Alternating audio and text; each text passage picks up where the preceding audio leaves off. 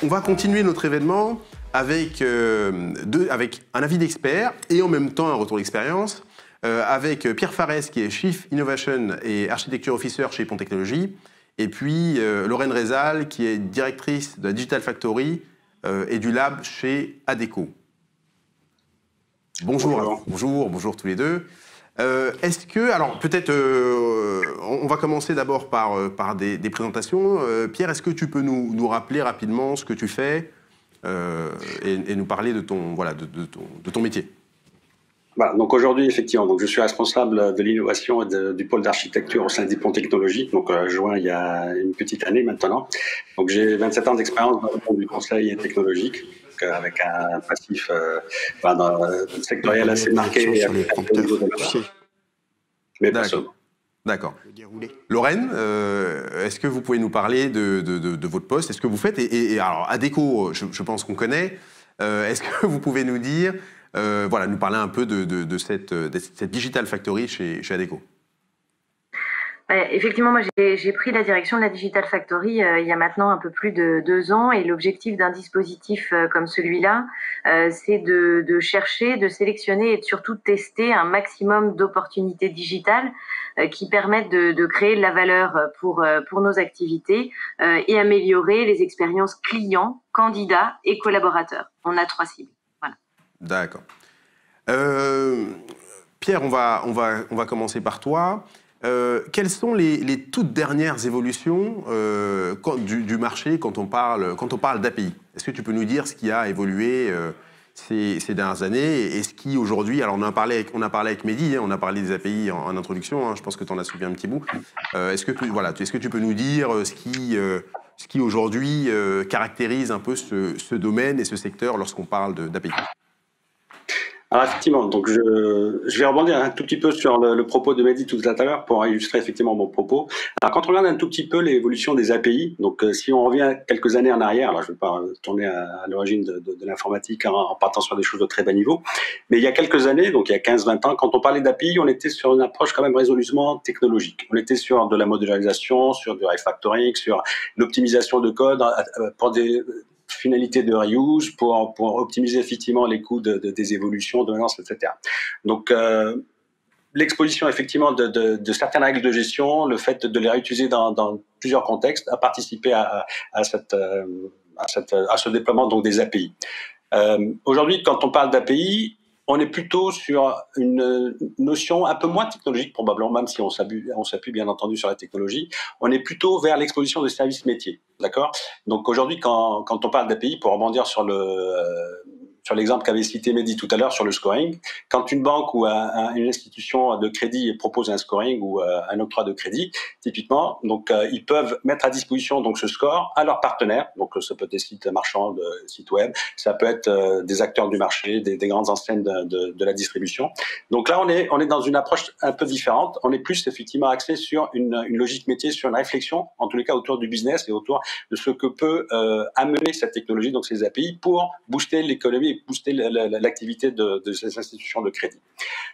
Donc demain, enfin on le voit aujourd'hui, donc la transformation de notre économie, on va vers des choses de plus en plus connectées. C'est vrai à tous les niveaux, dans tous les secteurs. C'est aussi vrai au niveau de l'informatique. Aujourd'hui, on est plus centré sur notre propre IT, sur nos propres besoins, pour marquer le terrain, pour effectivement avoir une présence importante et intéressante sur le marché. On est obligé de réfléchir au niveau de l'ensemble de l'écosystème et d'ouvrir son SI vers ses partenaires. Et donc, évidemment, demain, quand on va parler d'API, on va être de plus en plus en capacité de réfléchir à comment intégrer aussi des données qui viennent d'un peu partout et pour justement donc optimiser et avoir donc des services pertinents vis-à-vis du marché, vis-à-vis de nos clients, vis-à-vis de nos partenaires. Et pareil, donc quand on regarde ce qui se passe par ailleurs sur la technologie, alors je ne vais pas parler de blockchain ou d'IoT, mais typiquement, on est aujourd'hui en capacité d'aller capter beaucoup plus d'informations, beaucoup plus de données pour donc être plus pertinent dans les futurs usages qu'on peut imaginer avec nos partenaires. Donc les secteurs, tous les secteurs sont touchés. Donc en général, quand on parle d'IoT, on pense systématiquement au domaine de la santé, aux villes connectées, mais pas seulement. Donc voilà. Donc aujourd'hui, les nouvelles perspectives business, c'est aller encore plus sur l'interconnectivité donc des systèmes, vers plus de communication et d'échange d'informations pour rendre les services de plus en plus pertinents. Alors pour illustrer un peu mon propos, je vais rebondir sur l'exemple de Mehdi. Prenons un usage, par exemple, le crédit auto. il y a quelques années, quand un particulier voulait acheter une automobile, donc effectivement, il va sur son site web, il configure les options, donc la couleur métallique ou pas, telle couleur ou pas, les jantes, etc., etc. Donc il passe quasiment 1 heure pour donc définir la voiture de ses rêves et trouver effectivement quel est le montant donc de cet achat et éventuellement donc sur le site web simuler quelques offres de prêt pour pouvoir acheter la voiture. Donc quand il partait ensuite chez son concessionnaire, donc le concessionnaire se connectait sur sa propre plateforme et reprenait effectivement pendant 1 heure la même configuration que ce que le particulier avait fait. Donc déjà effectivement donc il y a une sorte de perte de temps pour finalement peut-être aboutir sur une facturation ou sur un pricing qui est un tout petit peu différent de ce que le site web proposait. Donc il y a quelques années, quand on parlait d'approche technologique, effectivement les API sont venus pour simplifier un tout petit peu la donne pour le concessionnaire et donc d'uniformiser un peu les résultats de ces plateformes-là. Donc on était plutôt dans une intégration de type multicanal ou omnicanal, donc c'est tous les chantiers qu'on a lancés il y a une vingtaine d'années dans le monde de l'informatique, qui ont encore une fois réussi à donner un certain confort d'usage à la fois pour le particulier qui voulait acheter sa voiture et aussi le concessionnaire qui effectivement était capable de rebondir sur les choix de son client pour opérer. Maintenant, si je me situe sur une logique plutôt du côté de l'institution de crédit, donc cette institution de crédit effectivement a proposé un service de scoring, donc à la fois utilisé dans le site web du concessionnaire, mais aussi probablement donc sur l'intranet de ce fameux concessionnaire. Donc pareil, si je revenais 10-15 ans en arrière, donc les instituts de crédit mettaient à disposition leurs propres outils, leurs propres plateformes à disposition de ces concessionnaires pour qu'ils puissent saisir les données du client, toutes les informations concernant donc ce client-là, pour faire un scoring et octroyer ou pas un crédit. Aujourd'hui, voilà, donc c'est une situation que plus personne n'accepterait. Donc, on veut des postes intégrés, on veut des postes de travail qui permettent de fluidifier tous ces échanges-là. Et donc, de facto, les banquiers sont obligés, d'une certaine manière, d'ouvrir leur système de manière à ce que leurs propres partenaires, leurs propres clients puissent les intégrer dans leur système connexe. Et donc voilà, donc du côté des banquiers, donc leur approche vis-à-vis des API n'est pas forcément une approche technique. Évidemment, il y a des API, il y a des technologies, il y a des interfaces à mettre en place, à mettre en avant pour pouvoir intégrer facilement tout cela, comme on le ferait avec du Twitter, avec du Facebook, peu importe. Mais dans leur réflexion, ils en ont été donc à ouvrir leur système d'information pour rendre cette intégration possible. Et ce qu'ils ont fait avec un concessionnaire, bien entendu, demain, enfin aujourd'hui déjà, ils peuvent le faire avec plusieurs concessionnaires et aller beaucoup plus loin. Donc, quand on parlait du futur et donc de l'évolution des API, on le voit encore une fois donc dans l'ouverture du marché et de l'économie actuelle. Demain, avec en tout cas peut-être dans un premier temps sur le monde occidental, on voit que les gens auront de moins en moins d'appétence pour acheter des voitures qui vont polluer, etc., etc. On va aller vers une économie de partage, on va peut-être partager ces voitures, etc. Et donc, le business du crédit de ces institutions va petit à petit décliner, forcément. Et donc, ils vont être obligés de réfléchir, de penser différemment pour conserver donc des parts de marché. Et donc, vont peut-être imaginer donc de mettre en place des nouvelles plateformes d'API pour vendre, non pas un crédit, mais peut-être du score.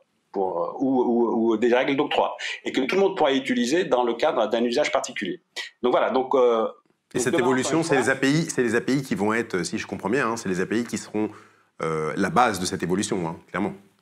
Exactement. Donc effectivement, on part d'une approche et d'une avancée technologique qui sont aujourd'hui la génération des API et leur facilité d'accès, mais pour des nouveaux usages qui vont être permises grâce effectivement à cette interconnectivité accrue de tous les systèmes et qui vont permettre à ces entreprises de réfléchir à demain comment avancer et comment donc pouvoir proposer des nouveaux usages effectivement à leur clientèle.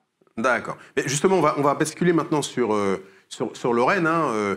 Pierre a donné finalement une introduction assez intéressante sur ce qu'aujourd'hui sont les API. Hein. Elles ont été d'abord une question technologique, on en parlait encore en introduction avec Mehdi, alors qu'aujourd'hui elles répondent vraiment à des besoins business. Elles sont capables de permettre à des entreprises, on a eu encore une fois, Pierre a donné l'exemple de la banque, elles vont leur permettre d'évoluer, d'améliorer leur business model au fur et à mesure.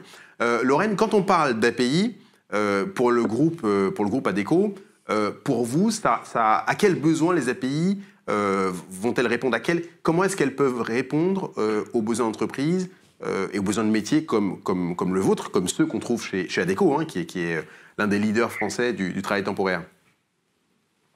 Chez nous, c'est vrai qu'on a de très nombreuses interactions avec des interlocuteurs qui sont soit des entreprises clientes, soit des candidats. Et ces interactions, on va les provoquer au travers d'un certain nombre d'applications qui, à l'origine, ne se parlaient pas Mais quand on pense notamment au volet candidat, on est sur le fait d'interagir et de collecter de la donnée personnelle. Et on a un besoin impératif, quand on récupère cette donnée, de connecter nos systèmes entre eux pour que les mises à jour se fassent, la transmission de l'information se fasse et qu'on ait nos systèmes qui se parlent. Hein. Donc c'est comme ça que, en tout cas, les expressions du besoin émergent hein, au niveau de nos opérations. C'est de dire voilà, il faut que cette application parle à celle-là et on y répond par des solutions API. D'accord. Quel est l'état d'esprit aujourd'hui lorsque vous parlez d'API avec les métiers? En tout cas, est-ce que vous ressentez chez les métiers aujourd'hui ce besoin sans rentrer dans la technique encore une fois, mais ce besoin de plus de fluidité entre les métiers, entre les écosystèmes au sein même d'Adecco? Est-ce qu'aujourd'hui c'est quelque chose que vous percevez, ce besoin donc de fluidité et d'échange entre les différents métiers? Alors, le fait qu'ils verbalisent, en tout cas, l'API, pas forcément. Il faut en fait que, au niveau de nos opérations et de nos business, ce soit indolore. En revanche, ils expriment un vrai besoin d'interface, d'échange de données, ils nous, aujourd'hui, en tout cas, ils sont demandeurs et ils ont ce réflexe de dire, on veut essayer ce nouveau système, on sait que ça va créer la valeur pour telle ou telle activité, on a besoin que ce système récupère de la donnée ou en transmette à tel ou tel système. Je peux vous prendre un exemple concret. Dans certaines grosses opérations volumiques de recrutement, on utilise pour des premiers niveaux de contact avec des candidats des chatbots. Quand on envoie hein, la possibilité d'échanger avec un chatbot à un candidat, on lui pousse par un canal SMS, il se connecte sur une page web, il va interagir avec le bot donc sur une expérience conversationnelle, on va collecter une vingtaine de données personnelles le concernant. Il est évident derrière que l'ensemble de ces données, via des systèmes d'API, doit être réintégré dans nos systèmes, dans nos CRM. Donc, dans le recrutement, nos CRM, on les appelle les applicants tracking systems. Et on a vraiment besoin que ces données reviennent de ce côté-là. Et ça, c'est une expression du besoin métier. Et on doit faire en sorte de le faire vite et bien pour, d'une part, satisfaire le besoin en efficacité et en rapidité de nos réseaux, mais aussi le besoin de se mettre en conformité d'un point de vue réglementation des données personnelles. D'accord. Pierre, je rebascule sur toi. Quelles sont justement les perspectives et les usages possibles que tu entrevois demain hein? Lorraine a donné un exemple, hein, un besoin d'échange de données. En tout cas, les métiers commencent à exprimer le besoin d'échanger des données, hein, d'avoir accès à des données de manière relativement fluide. Quels sont, toi, les métiers que demain tu entrevois, en tout cas les besoins pardon, que tu entrevois et la manière dont justement les API pourront répondre à ces besoins? Donc effectivement, dans la continuité de ce que Lorraine vient de préciser, je pense que cette nécessité de partager l'information est primordiale pour pouvoir donc identifier des futurs usages, à la fois pour affiner sa vision et puis collecter donc les KPI nécessaires. Mais si je continue effectivement dans quelques exemples en lien un tout petit peu avec cela.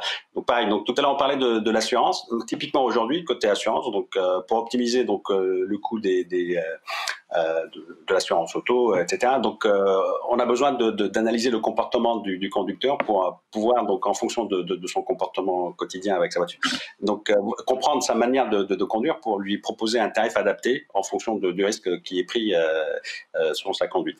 Donc, typiquement, pour collecter cette information, donc, on a besoin non seulement donc d'avoir ses propres systèmes d'information qui analysent évidemment ces comportements-là, mais on a besoin aussi de tisser des partenariats avec les constructeurs automobiles, typiquement, pour être en capacité de capter cette information-là.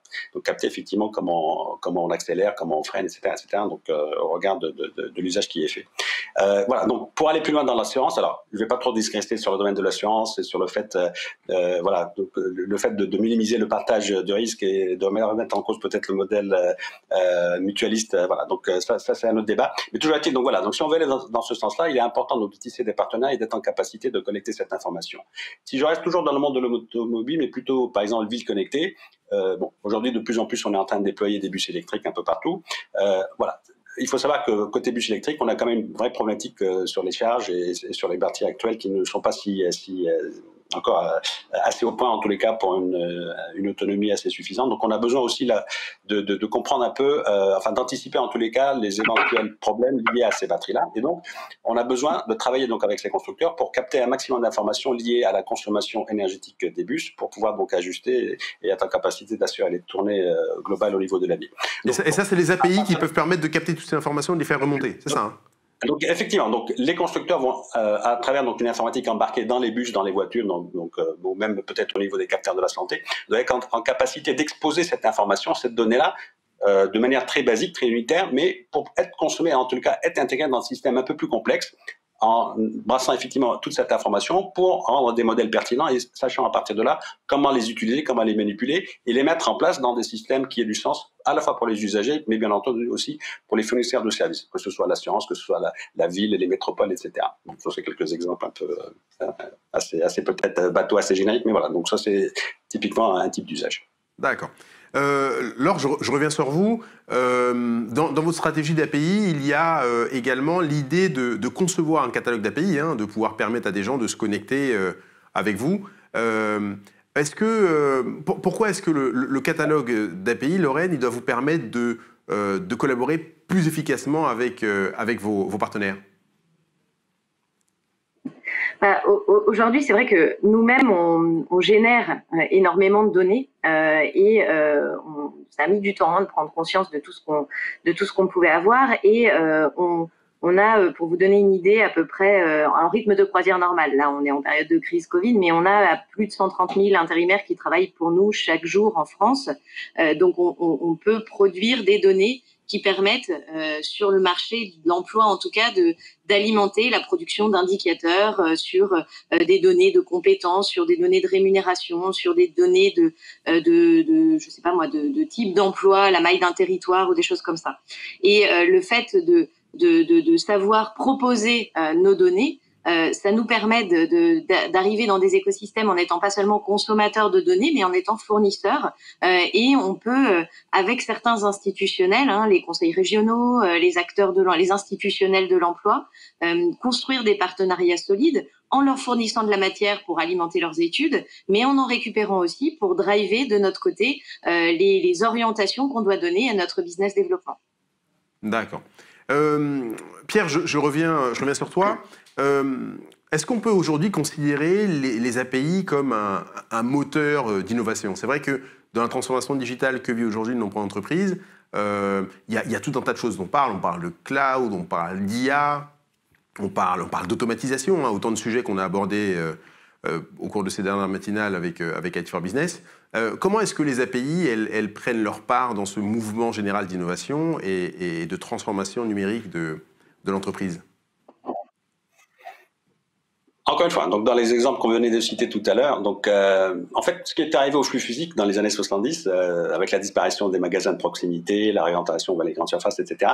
Aujourd'hui, finalement, c'est typiquement quelque chose qui se passe aussi au niveau des flux d'information. Donc, on a les sites web classiques marchands qu'on a connus il y a une vingtaine d'années ont tendance à disparaître pour être remplacés par des nouvelles plateformes de distribution qui permettent de connecter, d'interconnecter en tous les cas plusieurs acteurs, plusieurs services à fournir donc aux particuliers et aux consommateurs. Donc, on pense typiquement à Amazon pour les plus grands ou même n'importe quelle fintech qui fait de l'open banking, etc. Donc aujourd'hui, ce qu'on a connu côté physique est aussi d'actualité côté flux d'information.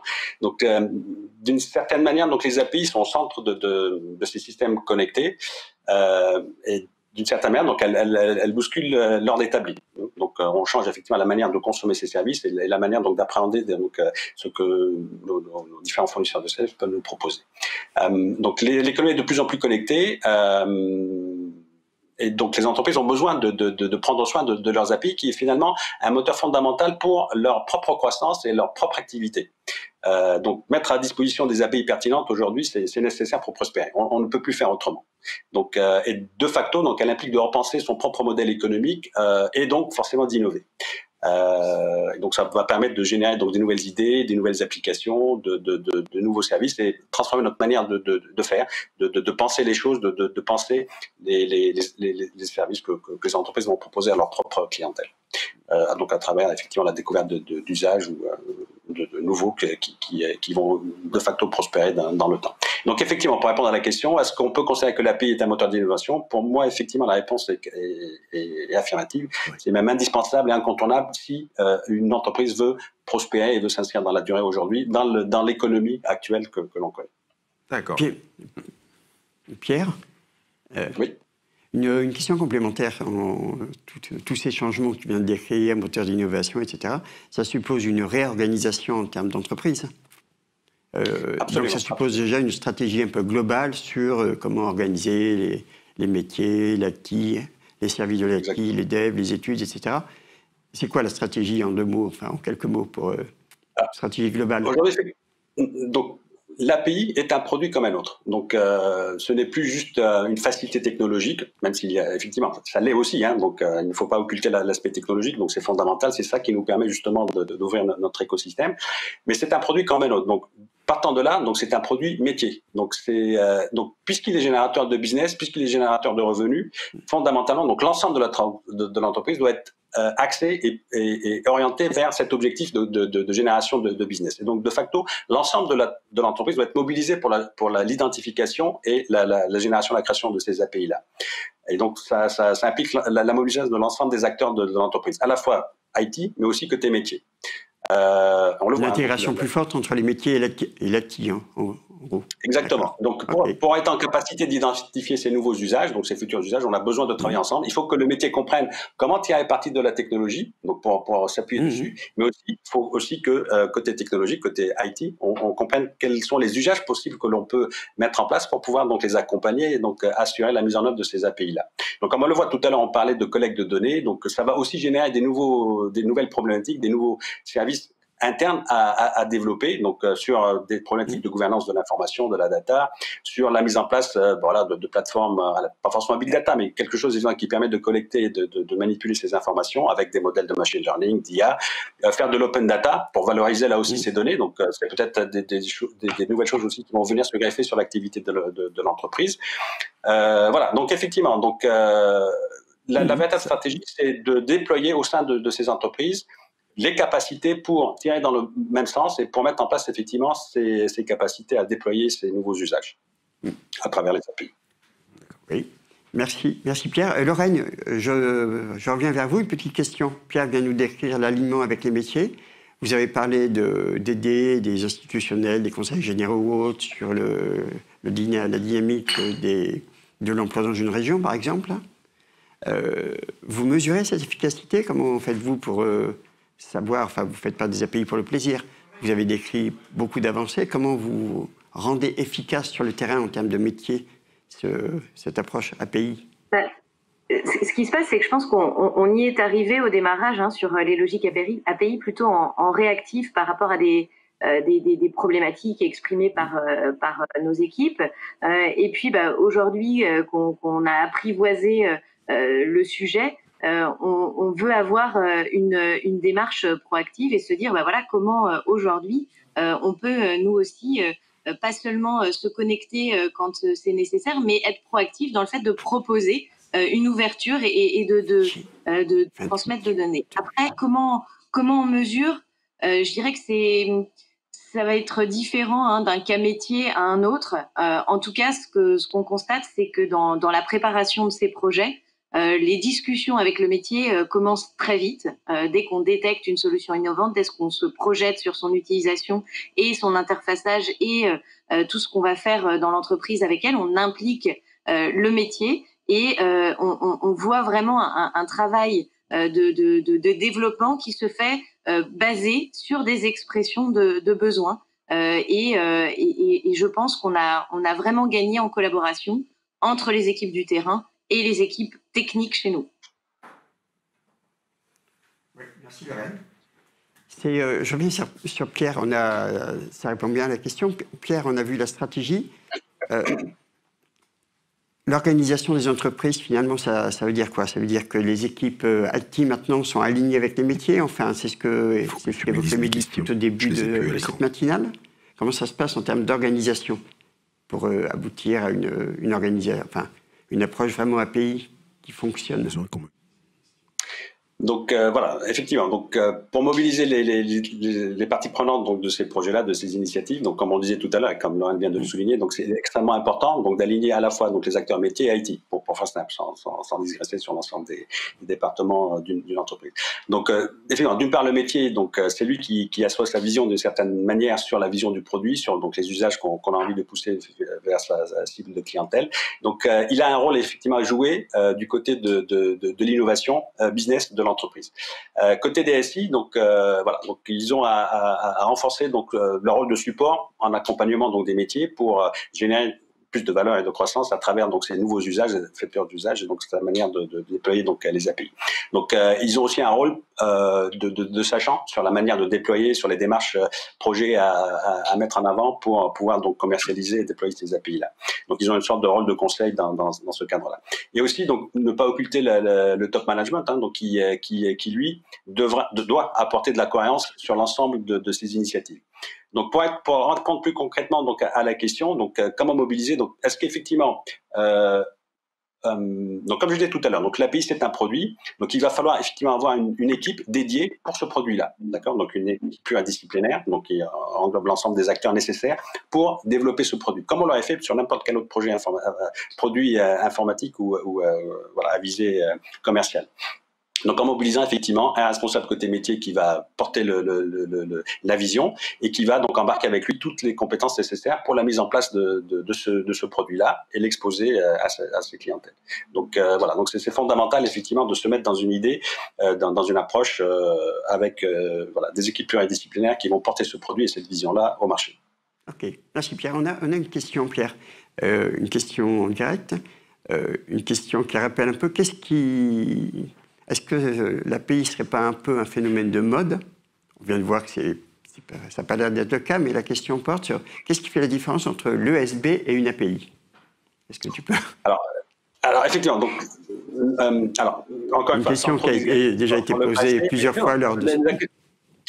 Ça rejoint un peu la question sur la maturité du marché vis-à-vis des API que Mehdi avait traité tout à l'heure. Donc aujourd'hui, effectivement, en tout cas, le discours que je porte vis-à-vis des API, c'est une vision purement métier. Donc, effectivement, on s'appuie sur la technologie pour créer des nouveaux usages, pour attaquer un marché et pour effectivement générer du business autour. Donc, pour moi, c'est la vocation aujourd'hui des API. Hier, ce n'était pas forcément le cas. On avait une approche purement technicienne. On le voit dans la définition du terme API, donc interface de programmation, sur quelque chose qui est de bas niveau. Ce n'est pas péjoratif en tant que terme, mais c'est effectivement très lié au code, à la manière de coder, de l'architecture logicielle, etc. Voilà. Donc, quand on parle de SB, l'API, c'est un produit métier, globalement. Pour moi, voilà. Aujourd'hui, dans la manière que j'ai envie de valoriser l'API, je la valoriserai plus du côté du métier et un peu moins côté technique. Ça ne veut pas dire qu'il faut, encore une fois, occulter les difficultés. Quand on parle de SB, on voit bien que la personne qui a posé la question voit bien qu'avec des microservices, avec l'exposition des API, etc., technologiques, on va être amené à gérer aussi de nouveaux types de problématiques pour garder la cohérence de l'information à l'échelle du SI. Donc, plus on a des modules séparés qui ne communiquent pas forcément directement entre eux, parce qu'effectivement, on a choisi de les cloisonner, de les modulariser pour faciliter leurs évolutions. Donc, à un moment donné, il faudra bien quand même que ces modules puissent parler, et donc, en mettant en place des surcouches qui vont assurer cette communication. Donc, des ESB, donc c'est un peu les projets qu'on a fait sur ces 20 dernières années. Maintenant, voilà, donc, c'est des sujets quand même assez pointus, technologiquement parlant. En fonction des cas d'usage, en fonction de ce qui a été déployé, il faut creuser un peu plus le sujet, voir si l'ESB est vraiment pertinent dans le cadre du déploiement d'une solution à l'échelle d'une entreprise ou si des règles d'API management pourraient suffire.